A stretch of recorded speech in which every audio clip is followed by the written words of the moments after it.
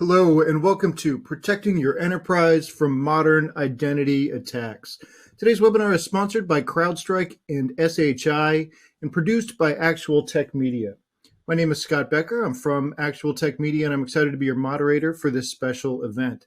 Now, before we get to today's great content, we do have a few housekeeping items that will help you get the most out of this session.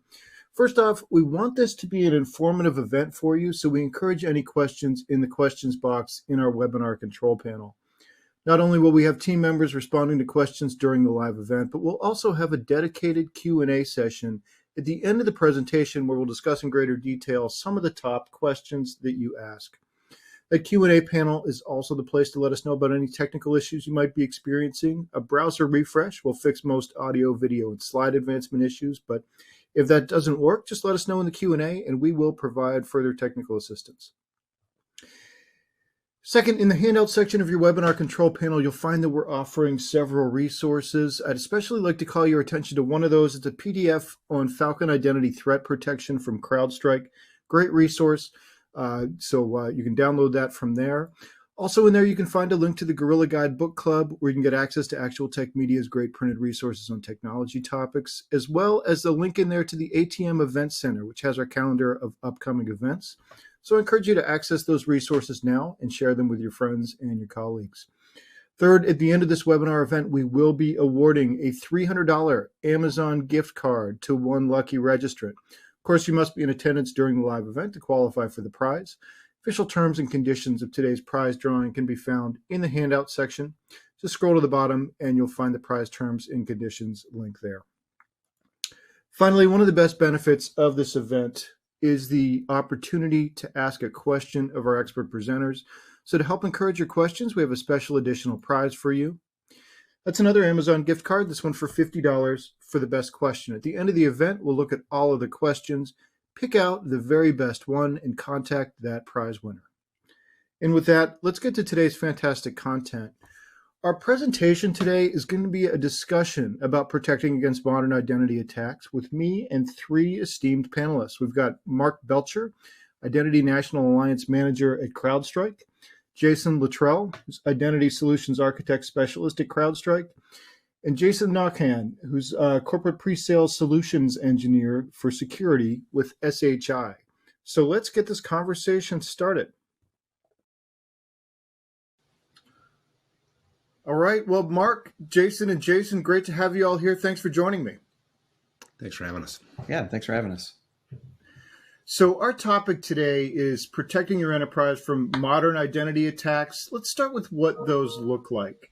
You know, from the slide here, there's sort of an eye-popping figure in there that's 80% of breaches have a connection to compromised privileged credentials. Is that sort of the key choke point in security now? Maybe I'll direct that to Mark first. You know, I think historically, certainly people would think that, it was opening a link or something in an email that where you would get malware and an infection. Today, we see it actually happening further down the kill chain a lot, and then bypassing, the front of the castle, the moat and all that, and actually landing inside the castle, especially with like supply chain attacks. And when you look at things like the SolarWinds Sunburst attack, which hit over 30,000 entities worldwide and was stayed on premise for 250 days without being caught in many instances. That's a classic scenario of what we're talking about here today in the modern attack, because SolarWinds is a great product, been around forever. It's a network performance tool that looks at IPFix and JFlow, NetFlow from routers and switches, and it correlates all that, and it says, what is going on in the network, what's working well, where do you need help? And they just went in on a software patch, the adversary did, dropped it, sat dormant for 12 days, and then presented itself to Active Directory. And that's really what we're talking about today, is the Active Directory security. It's been around for a long time. It was never meant to be a security position at all, because, it was on premise. And back then it was really a castle and a moat type of scenario. But today we find that, with the cloud and everything else that's, progressed over time, We find that those back doors are more prevalent. The adversaries are really intelligent, and they're very, very crafty and coming up with ways to get in. And Active Directory is the only place where you can present a hash and basically get a hash back in return and move laterally. And that's kind of the key to what these modern attacks do.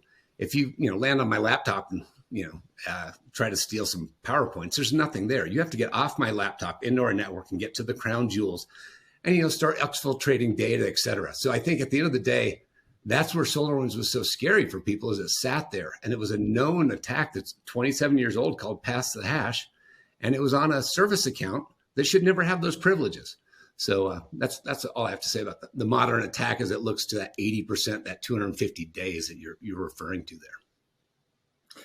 Yeah, Jason Knockhand, anything you want to add, just like from what you're seeing among SHI customers as far as like what their security concerns are, especially around credentials? Sure. Back when Sunburst first happened, obviously we had a lot of calls looking for cleanup and help to, mitigate that traffic as much as possible and, stop the spread of infection. But then the next logical question was, hey, what else can we do in the future to prevent this style of attack? Right? They come to us, say, hey, we have our endpoint protection in place, we have firewalls in place, we have proxies in place. What else can we do to harden our structure and to augment our security against future identity type attacks? Well, that's when we started talking about, hey, what we're really, into Mark's point, what we're really trying to secure at this point are identities themselves on the networks. Because no longer are threats coming in as malicious payloads right off the start. They're living off the land. They're using well-known tools like PowerShell, which are completely legitimate, to do the reconnaissance in the network. So if you don't have that visibility into those identities and the context and how those identities are being used, you end up missing some of that malicious intent that can occur within your network. Yeah, Jason Luttrell, I'd like to sort of bring you into the conversation at this point. It seems like IAM might be a natural solution here. And, I'll pull up this next slide here. But Jason, maybe you could talk about sort of the tool landscape and what's there and maybe what's missing from what people typically have deployed. Yeah, so as you can kind of see on the slide there's three main components here from an identity perspective. And I'll go through each of those, but it's funny that when we talk to folks, as CrowdStrike from an identity perspective, we'll talk to them and we talk to them and we say that we have an identity solution, and they'll say, well, we already do identity. But that's a big subject, right? What does that exactly mean? So kind of going over the landscape here, the two, so the one on the right, PAM, and then the one at the bottom, IGA, those have been around for quite some time, and most everyone's familiar with those, and they definitely serve a purpose. PAM, of course, is trying to protect ultimately those privileged credentials and make sure that they can't be misused, and that includes things like password vaulting and different things like that. And then you've got your IGA, your governance solutions there. And that's really more about, creating identities and workflows and, modifying privileges when someone moves to a different role. That's really what it's all about. And then, of course, lately with the cloud, we've got IDaaS, where it's, identity as a service, using things like, federated identities and universal directories in the cloud. But where CrowdStrike really comes in is there's still a huge problem across the overwhelming majority of enterprises with Active Directory. And so that's where CrowdStrike Identity really comes in, is helping people understand what kind of vulnerabilities they have with Active Directory, what kind of misconfigurations they have, and then letting them know how they can clean that up. But then a step further from that is actually protecting that and actually being able to let them know about identity-related attacks and even blocking some things there as well, based on user account or risk of a system they're going to, or some sort of a policy-driven action there. Gotcha. And Jason, from the SHI perspective, and you guys are like a huge solution provider, is that the way that you bring CrowdStrike in? Is that sort of the gap that customers need CrowdStrike on? Yeah, and I can tell you one of the great reasons we like CrowdStrike as a provider is because they are a platform, right? So in addition to their great endpoint protection or cloud protection, they're now weaving in identity protection. And the key to stopping an attack quickly and being able to respond quickly is to be able to identify and correlate all those events together. So whenever you have a solid platform like CrowdStrike and you can integrate all those pieces together, including that identity piece, which is also important these days, it makes a big impact on an organization's security posture. So let's switch gears a little bit. A huge concept in security now, with a lot of applicability to credential protection, is zero trust. And zero trust means so many things to so many people. How do you guys see it? How are you applying it? I guess I'll direct it to the CrowdStrike team first. I can go if you want, Jason. So yeah, I would say, I always think of this in terms of if you were to go to RSA or Gartner or some large convention and go table to table and see all the vendors, you would come away at the end of the day having no idea what zero trust means. It would be a different story at every table. And Jason and I laugh about this all the time. It's like, I'll tell you what it means to us. Maybe that's what's important. And so that's the device layer, right? The identity layer and the data layer, and making sure that they're interacting, that we're sharing risk scores across all three. You look at CrowdStrike, as we all know, is a great IR company, but we're also this cloud security company that has all these modules in the cloud, and we do all the management in the cloud with a lightweight sensor, right? A very lightweight sensor that sits on all the endpoints, and it also sits on domain controllers, which is what we're talking about with identity. So what we're doing in the future, as our latest acquisition was Secure Circle about a year ago, actually. And so in the next couple of quarters, not selling futures here, but just saying, when we get Secure Circle rolled into this picture you're seeing, we're going to be in the cloud with one lightweight sensor, sharing all this data across workload, data, and identity, and making sure all three are locked down and safe, and they're talking to each other. And that's what zero trust means to CrowdStrike.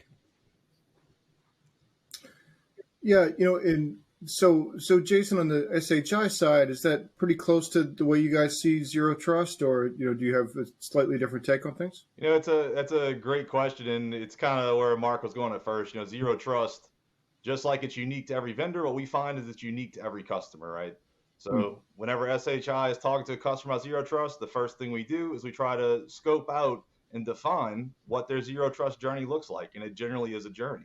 It's not just a single product that we could put in place and say, hey, you have now achieved zero trust, you are good to go. It's going to be a multifaceted approach, and we're going to work with our customer in phases to get them where they want to be. Our security team, I'm just one of our many team members. We sit down with them. We fully understand their needs, right? Whether they're trying to secure, where they need to reach those resources from, and then put in controls in place like CrowdStrike to ensure that those resources are highly available in a safe and effective manner. Okay, makes sense. So ransomware, when we talk about identity attacks, that sort of the elephant in the room is ransomware. And you guys have an interesting take on ransomware. Mark, I wonder if you can kind of share that with us. Yeah, so at the end of the day, in order for them to brick out an entity, right, and own them so they can actually ransom them, they have to move laterally. And the only way to move laterally is through directory services. And that could be a hybrid of somebody has Office 365, they have Okta, maybe they have Ping Federate, they have ADFS. But most enterprises today, whether it's in public sector or commercial business, their source of truth is still Active Directory when it comes to authentication. And so when we look at ransomware, stopping ransomware, it's really about, people are going to make mistakes. How do you stop them from moving past that mistake and breaking out the entity? So when you look at code execution, that's where the classic, they're dropping malware. The identity access is, if I drop my car keys right here, you can drive my car away. We don't want it to be that simple in a network, in identity. We want it to be that to prove who they are. And if they don't prove it, we're going to either block them or we're going to force them to authenticate their identity. Yeah, and Jason, do you have any sort of additional thoughts on watching identity to catch ransomware? Yeah, Mark's right on. The thing I will say is I've seen, over my career here, especially in the past, 5, 6 years, that to Mark's point, everybody was focused with ransomware on the code execution side. And when it really comes down to it, when you would go back in these ransomware attacks and they would start, they would forget for a minute about the code execution side and say, okay, well, how did this actually start?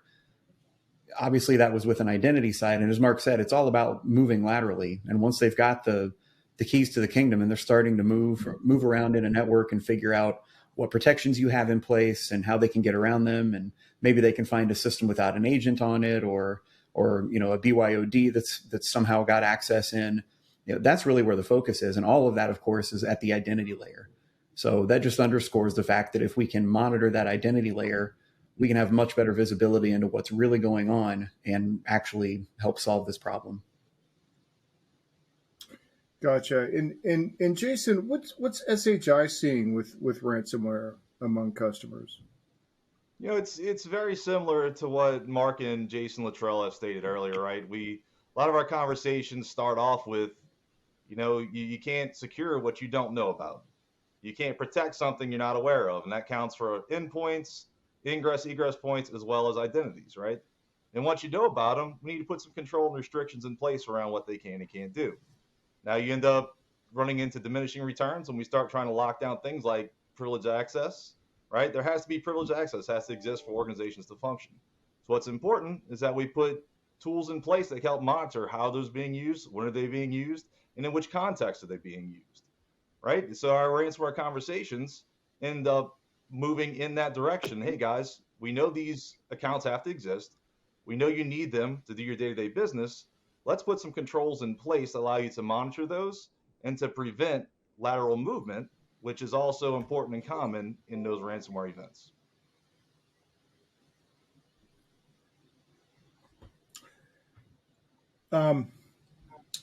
Now, one of the questions that I wanted to get into here is, why is this important now?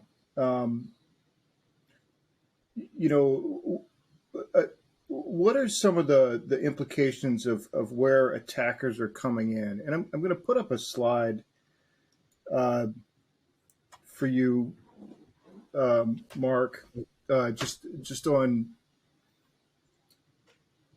that'll show just where some threat actors are coming in. I wonder if you could kind of walk us through that. Yeah, so this is the normal kill chain, and this is what most people recognize when they're thinking about just the journey of an attack, right? And so when you think about, in Zero Trust, you're trying to fill all the holes within this attack chain, whether it's MITRE or NIST or what have you. What we're finding is because people have moved to the cloud and they have these hybrid environments, the attack chain's changed. It's literally changed to the point where they come in behind all the classic security. Not to say you don't need that stuff. You need AV, you need all that stuff. But what's happening is a lot of people, when they're looking at that Zero Trust journey that Jason alluded to earlier, let's say it's on MITRE, there are specific holes within there that are about privilege and that are about service accounts. Service accounts are non-human accounts within directories that should do very specific tasks. And if they do something anomalous, it should be alerted and it should be stopped and it should be blocked and things of that nature. So when we think of this journey, we're thinking about, the attack surface has changed. The attack chain has changed in terms of the dynamics of how it's occurring. Gotcha. And let's talk about some of the implications of that, of like where people are coming in. Why this matters now. Jason Nakhan, what do you see like in the boardroom as far as concerns around where the attacks are coming in? We do get pretty frequent requests from the customers we work with saying, hey, our executives have gotten together and they're asking us, what are we doing about Zero Trust? And they usually ask for it for two reasons. One is security, but also is around efficiency. A lot of times companies have realized that, hey, we have a remote workforce now. Our applications no longer live within our data center. They're out in the cloud. And we need to ensure efficient and safe access to those resources, right? They want to adapt more of a SASE model. The edge of your network is no longer the physical border of your network. It's everywhere. It's the internet itself. So with that in mind, the executives are putting pressure upon their IT team saying, hey, we need our business to move efficiently. We need to move securely. And we need to empower our workers, regardless of where they're located, to be able to do their jobs effectively. Right. So they come to us, say, hey, what can we do for zero trust? How do we start down this journey? And that's when we get back into, what we talked about before. We sit down with them and we gauge that out. We help them plan out where they need to go, and we put a plan in place to enact for them in phases. Yeah, and so Jason Luttrell, what about on the cyber insurance side? What are the implications been there? Yeah, it's been a big topic lately. Obviously, with all the breaches that have gone on, just like with house prices rising and all natural disasters and stuff, and everybody's insurance rates are going up. Cyber insurance is doing the same thing, just because of all the incidents. And so one of the things we hear a lot is people want to or need to be able to protect their administrative accounts, especially against attacks. And one of the ways to do that, of course, is with MFA. And so we hear a lot from customers that they can relatively easily protect MFA, and administrator accounts with MFA for their cloud accounts and cloud services and things like that. A lot of it's already built in. But when it comes to the Active Directory side of things, it's not as easy of a proposition in most cases. And for a lot of customers, they've tried to do it with other solutions, but it's not very feature rich. It's extremely annoying, and that's where you get into the side effects of MFA fatigue. And so that's where we've heard a lot from our customers is to protect those administrative accounts with MFA within Active Directory for any type of an authentication in Active Directory to make sure that they can meet that control to be able to either reduce their cyber insurance premiums or just simply be able to actually get a policy. Gotcha. And one other thing, when we were talking before this, before this session, you'd mentioned something interesting too about pen tests and something that's happening there with pen tests. Yeah, it's a common thread with a lot of customers here where they're having these pen tests done and they're having problems where they don't really know anything's going on in many cases until it's too late. And so that's where CrowdStrike Identity Protection has really been able to come in and give them visibility. Like in that first slide that we had with the 250 days to detect an attack or to detect an attacker when it involves credentials. In many cases, that's where attackers are getting on the network and then just kind of laying low, scouring the network for intelligence, trying to find out what accounts they're going to go attack. That's a big problem. Ultimately, you would like to know when someone is doing any of that activity on your network to give you a heads up so that you've got a better chance to stop that attack. And so that's where CrowdStrike Identity Protection comes in, is we see a lot of those identity-related attacks in order to ultimately reduce that mean time to detection. Jason, I'm sorry to jump in, but it reminds me of the MITRE test we had, I don't know, was that 9 months ago, something like that, where, MITRE tests a lot of security companies on a variety of things. But this particular test, I know, Jason, you were on it, so I probably should let you talk to it. But basically, we stopped them at the password, right? And they couldn't get in. They asked us to let them in. And then we stopped them when they tried to attack, basically. I think it was like golden ticket or something. I don't remember what attack they were using. Well, you can speak to it. But basically, we had to go to passive mode on our identity products so that they could test the rest of CrowdStrike. Yeah, it really underscored the importance of identity from that perspective. The number one, just the way we were able to block them from even starting their attacks based on a compromised password that they were using for the attacking account. And then, as Mark said, once we put it into visibility only mode, we saw a lot of what they were doing beforehand before they even really launched the attacks that was actually fully testing the endpoint side of things. So, the identity layer is giving you a big heads up into what's really going on your network and giving you a better chance to stop these attacks in their tracks. Yeah, and that goes back to the cyber insurance piece you were talking about, because it's really 5 categories. It's viruses and malware they care about, insurance companies, social engineering, phishing, identity, and ransomware. And the hard to, we were talking about zero trust journey earlier. Again, the hard to fix areas are that privilege and service accounts And that's specifically, again, what we're trying to solve for. Well, this might be a good spot to, maybe go into a little more detail about what CrowdStrike is doing to shut down attacks. So let me bring up a slide here, and Jason, maybe you can walk us through a little bit how CrowdStrike, solves for this problem. Of course. So the first part's really all about bringing in information from Active Directory. So that's bringing in every user, every group, assessing privileges. In some cases, users that are overprivileged, especially those that are hidden. Things like delegated privileges in AD are not easily seen. And so we're looking for that type of risk. We constantly see risks from customers have of accounts that are on the network that have never been used. In many cases, those accounts that have never been used are privileged.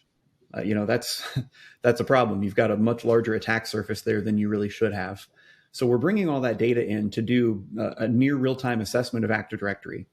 And I know that when we talk to customers, many of them do this type of an assessment maybe once a year. Some of them that are really on the ball, maybe they do it once a quarter.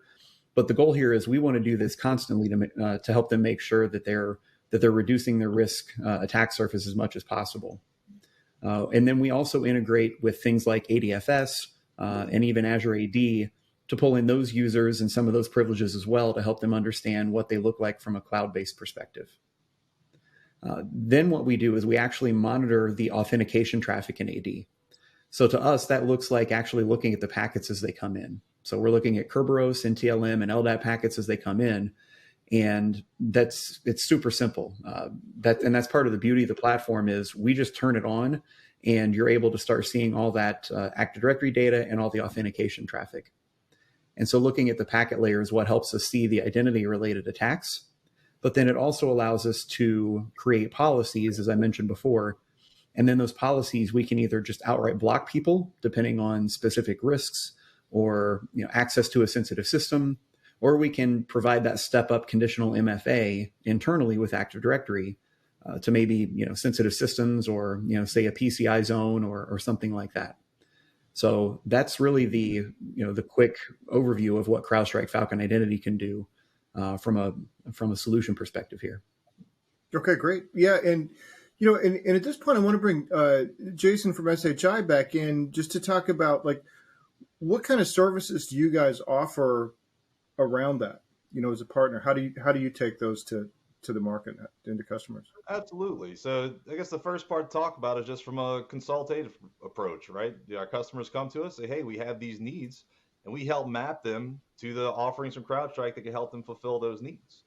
Once we've determined what those are, we help for the full life cycle, whether it's a deployment, whether there's mergers and acquisitions on the customer side, and need help with those deployments across a vast landscape. If they're migrating from an older tool to a newer tool, such as CrowdStrike, we help there. And then once that deployment's set and good to go, we also come back on the back end, we help out with integrations, with API developments. Basically, whatever the customer needs to ensure a successful CrowdStrike deployment, we have services that can help them achieve their goals and integrate with the other security technologies that they have within their stack. All right, super. Now, you guys have talked a lot about how central Active Directory is to defense in this world where credentials are already exposed. Can we talk a little bit about what CrowdStrike does around Active Directory, including assessments? Yeah, so from that standpoint, I mentioned that it's easy to deploy. So even especially for our existing customers that are already running the Falcon sensor, the identity components are baked into that Falcon sensor. So it's one sensor that does everything now. So literally, it's as easy as a customer working with us, through their partner to go ahead and stand up Falcon Identity. And once we stand that up and enable it in the cloud, the Falcon sensor sees that identity is now enabled, and it immediately starts pulling down Active Directory data. So within a matter of hours, they now have all sorts of different Active Directory data, and we can give them a bunch of insights. That's what we're referring to as ADI, Active Directory Insights, to help them understand what their attack surface looks like here. And so that's what the list on the screen here is, of all sorts of different risks, just a few examples listed there, but helping customers understand what their Active Directory environment actually looks like today. Very nice. And from the SHI perspective, how do you guys use those Active Directory insights with customers? Yep. So we use those with working with CrowdStrike. It's a complimentary service that we can offer, which allows our customers, like Jason was saying, to get that bird's eye view into what exists in their environment. For existing CrowdStrike customers, it's extremely easy. Just have to get that sensor deployed and the licensing enabled. If you're not yet a CrowdStrike customer, it's okay. We can still help you out. Reach out to your account executives. We can get you deployed with what you need from a tenant and from a licensing perspective, and have that assessment run for you. And you can get that bird's eye view into your environment to view those hidden risks that aren't known about, and to get that hygiene information that seems to be so hard to grasp in most Active Directory environments. While we're on the topic of services, a lot of people, especially like below the enterprise level in terms of size, are looking for managed services. What does CrowdStrike have, there in terms of managed services? Yeah. So for those that don't know, it's called CrowdStrike Complete. It's 100% managed protection, endpoints, cloud, workloads, identities.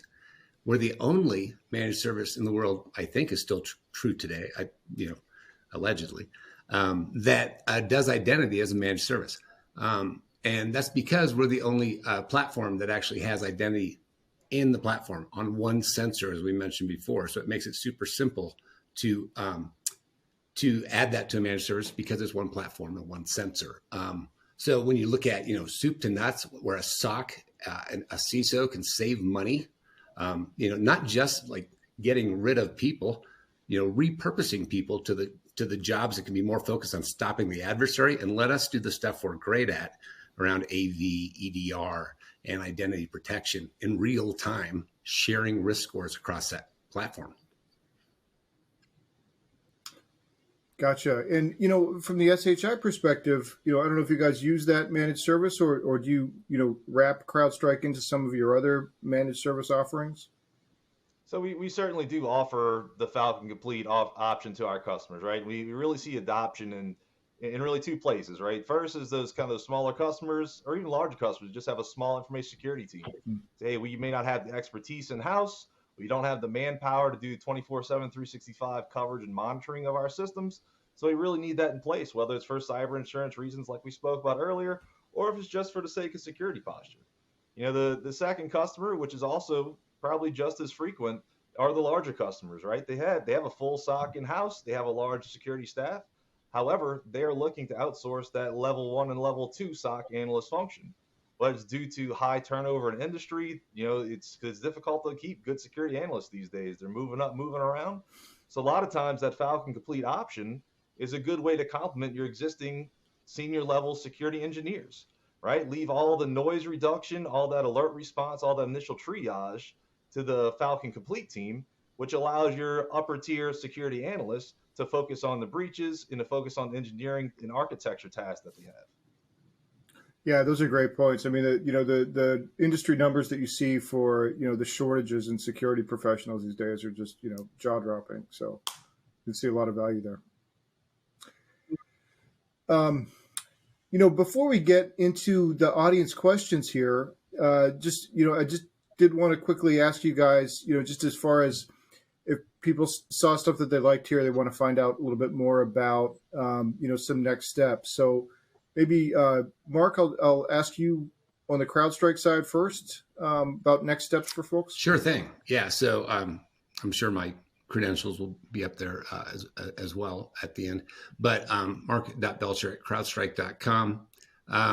Certainly, we will get you in touch with the right people to have the conversation about, having an assessment done particularly. I mean, if you're a CrowdStrike customer today, and you have our endpoint product, it's literally as easy as turning it on in Falcon.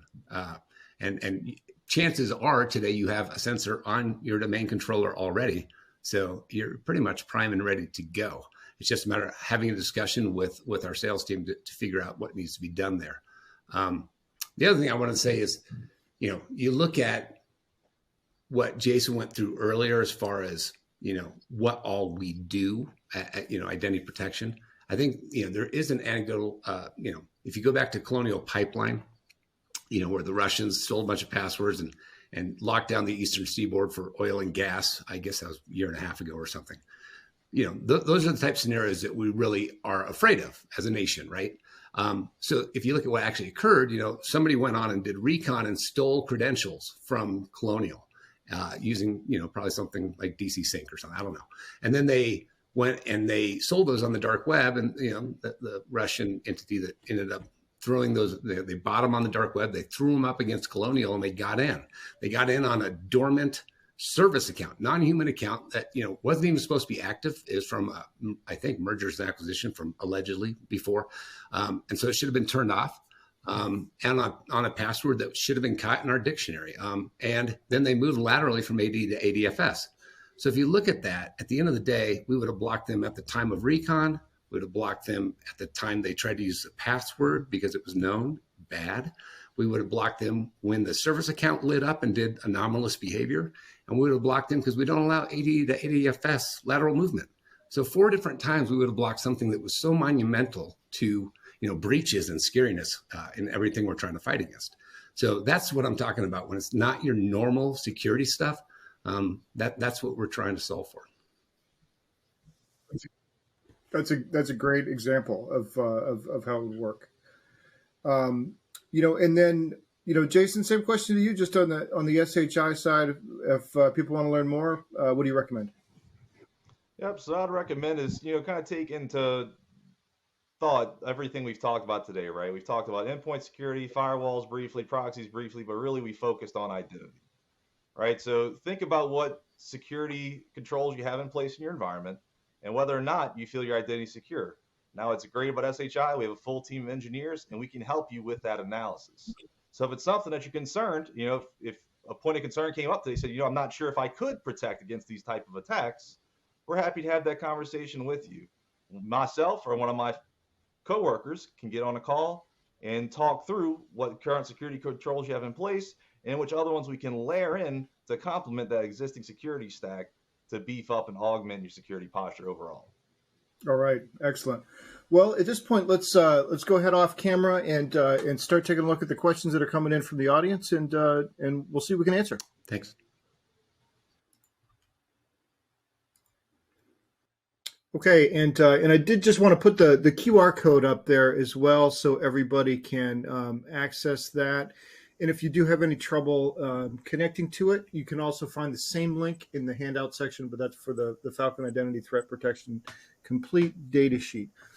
Okay, Mark and Jason, you guys ready for some questions? We're here. Sure. Yep, I'm all set.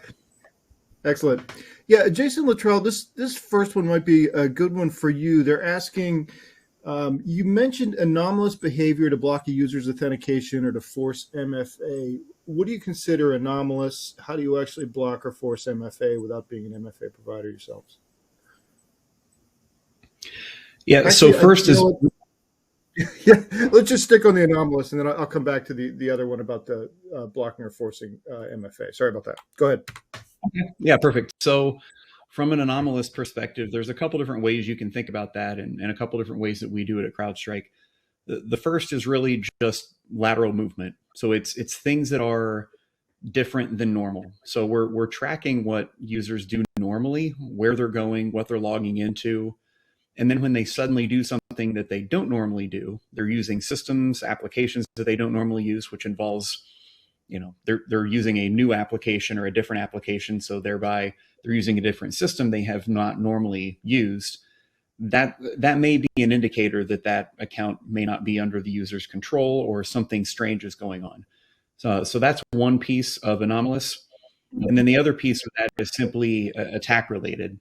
We're looking at Kerberos, NTLM, and LDAP traffic. And when we see things that are in the packets that are, maybe they're malformed or they're unusually formed in a different way that might indicate some sort of an attack, that's the type of thing we're also looking at from an identity attack perspective.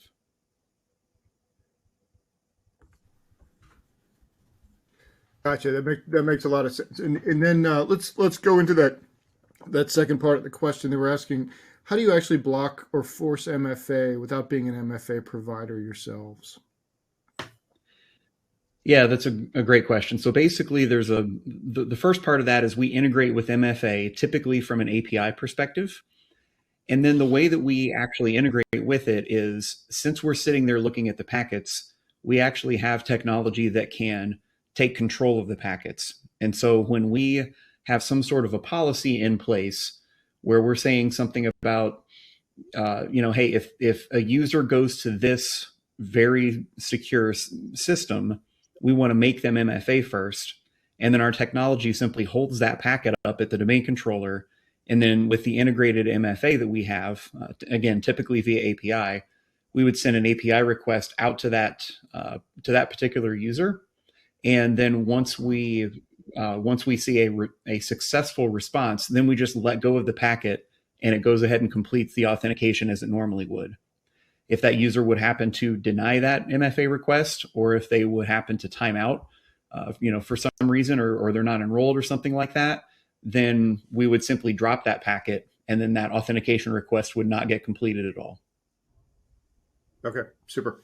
This next question, Jason from SHI, is a question here from Heath that I'd love to get your take on.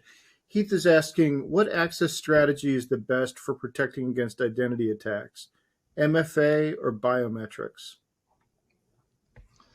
So, unfortunately, I don't think there's a direct answer there.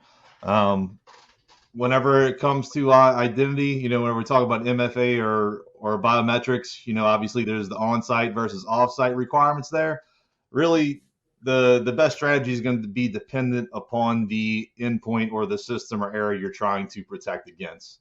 Both biometrics and MFA can be useful, but depending on what type of hardware you have available and feasibility, there's just a lot of things to take into concern and to try and decide which one is better for your specific use cases. All right, super.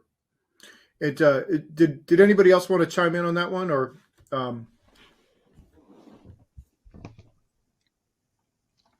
I would just kind of add in, we do have some customers that have integrated some sort of biometrics with their MFA today, and they're using hardware tokens or something like that. Those are fine. I feel like the adoption hasn't been as quick as people would have hoped, simply from the fact that it's, number one, can be a little bit cost prohibitive, and then number two, people have to carry something around with them that they don't normally carry around. But I mean, it's a great technology. It's just hasn't been widely adopted yet. So the strategy I've seen from most folks is to simply use whatever you have, at your disposal today to try to find a way to make you more secure. And in most cases, that's just your, generic MFA, if you will. Gotcha. All right, great. I'm just putting the bio slide back up so people know who's talking. And if you did want that QR code, I'll put that back up in a couple of minutes again as well. And it's also available in your handout section. Let's see. There's kind of a long question here from Michelle. So Jason Luttrell, maybe think about this one. Recently, a large hospital went through a ransom attack in Iowa. I work with another smaller medical facility that works with that hospital. And they're now concerned about and want to lock their environment down more than what is already being done. They're asking questions about different products. How do you provide to a client, and how much is too much? Any thoughts on that one? Yeah, so I'll start by saying the last piece of the question there about how much is too much. I think it's important to remember that security is always in conflict with availability, and that's been a thing forever, essentially. Yeah. And honestly, we've seen customers that that have tried to MFA everything, and it does not go well, for obvious reasons. Part of what we try to do in our solution with Falcon Identity is, when you put an MFA rule in place, you choose how often you want to make someone MFA. So for instance, if it's a super risky thing, if it's, basic, like RDP to DC, we want to make you MFA maybe every time. But then in this case, a lot of ransomware spreads via file shares. They spread via CIFs. So someone has ransomware that gets deployed on their system because they clicked on a phishing link, and suddenly that ransomware is now on their system. the ransomware then typically will try to discover file shares that user can get to drop the ransomware on other machines in the network and spread. And typically that's like a workstation to workstation scenario. And that's a way where many of our customers have put policies in place to say, if you are a workstation and you are connecting to a file share on another workstation, we're going to block it because we don't have any real reason for someone to be connecting to a file share on another system. So as far as how much is too much, that's really where we've encouraged customers to put policies in place that make sense from a business use case perspective for what users should and should not be doing, and to not go crazy, because obviously that's not the best approach. But you can use a few, just a handful of policies and make a huge improvement in your security by, blocking some of those most common attacks or use cases in the way that ransomware spreads in this example. Okay. We've got a question here from Philippe, which is interesting too. Philippe is asking, how effective is an EDR or MDR for those kinds of attacks? And I'm not quite sure which kind Philippe is talking about, but when you're talking about this sort of like lateral movement that you guys are protecting within Active Directory, does EDR or MDR play any role, or is that really in sort of a different level of protecting? Yeah, so I can answer that. From my perspective, EDR, MDR can be helpful in some of those cases to see exactly what was going on the endpoint before the identity-related attack itself hits, and everything's suddenly going through authentication packets through a domain controller. So, you may be able to see from an EDR perspective, that maybe someone started to use a local admin account or a local account on a machine and then elevated their privileges in some way, shape, or form. And, maybe they were running a who am I query and things like that. That's where your EDR is going to be helpful to kind of see where things may have, picked up from from potentially the very start of an attack in that case. And then of course, in other cases, attacks may be, full blown attack from the very start, just from someone who has a privileged account already. Maybe they somehow, got credentials from the dark web or through a phishing attack or something like that, and they started with identity. And in those cases, EDR may not be as helpful. So it really depends on the type of an attack and exactly how it was carried out. But that's how we've seen EDR be helpful here at CrowdStrike. And having those products integrated can be extremely helpful as well to reduce the amount of time it takes to actually investigate that incident. Okay. All right. There's another one here. They're saying, I assume you're utilizing user groups within directory services to determine privilege and what specific users can or cannot access. Is that correct? So we if I understand the question correctly, we do look at privilege as far as what groups people are a part of. If a group makes them privileged for one reason or another, there's your groups that everyone knows about, like domain admin, enterprise admin, schema admin, account operators. But then there are other groups that may be assigned specific privileges or delegated privileges. One common one is the help desk is assigned a privilege to reset people's passwords, so that the help desk group isn't given full-blown domain administrator, but they may be given the ability to reset admin passwords. So that's the type of thing that we would also look at. Okay. All right. Somebody's also wondering if you're doing password verification and monitoring using privilege, monitoring user privilege, how do you differ from a PAM? Mm-hmm. Well, I'll take a little bit of that, I guess. I'll start anyways. I think the big thing is we don't do password vaulting or rotation per se. That being said, we do a lot of things that are PAM-like. We certainly look at privilege. We look at how service accounts with domain administrative privileges are put together. We look at configure service accounts using principles of least privilege. Do you require service accounts to have a password greater than 25 characters?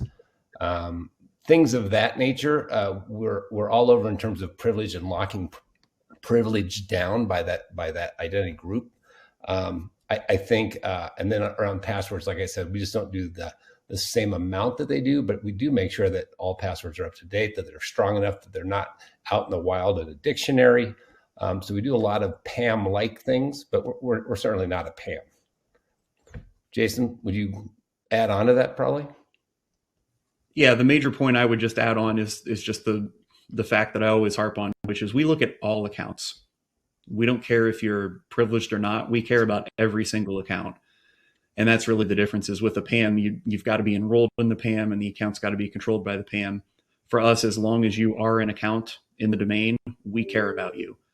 And for example, if you put a policy in place, a simple policy in place that just says every user who is privileged and is logging in during the day, they're going to be MFA'd at least once. So you could put that simple policy in place. And then if you had a ransomware attack or some other type of an attack, and an attacker suddenly takes a non-privileged account and somehow gives themselves privileges, whether that's through a Microsoft vulnerability or otherwise, they're now suddenly going to be subject to that MFA policy that you've put in place to MFA someone once a day.